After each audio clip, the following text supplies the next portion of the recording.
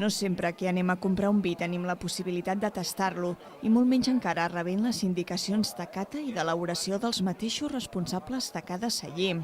Seria tot un luxe.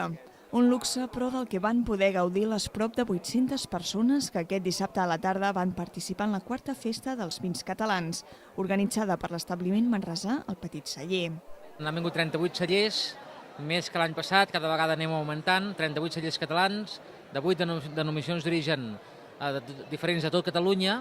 També aquest any hem convidat a Cervesa Guineu, d'aquí de Valls de Torroella, i es poden tastar més de 150 vins i preguntar a cada elaborador que hi ha darrere de cada taula com ha fet el vi, quines particularitats té el vi, i també comprar, evidentment, comprar a bon preu i llavors nosaltres els hi portem a casa.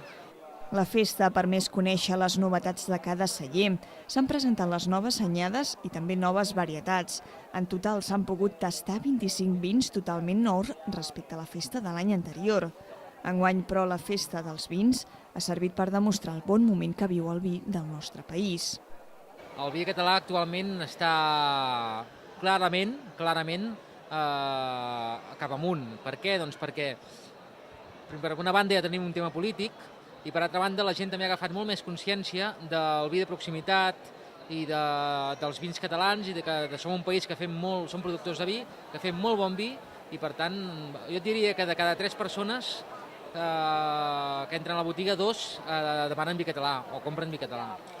La jornada de dissabte va plegar a mans del vi, des de consumidors novells que tot just s'estan iniciant en aquest art, fins a catadors amb cert grau d'expertesa i coneixença. Fos com fos, va ser una oportunitat única per tastar molts vins, pagant molt poc i aprenent-ne molt.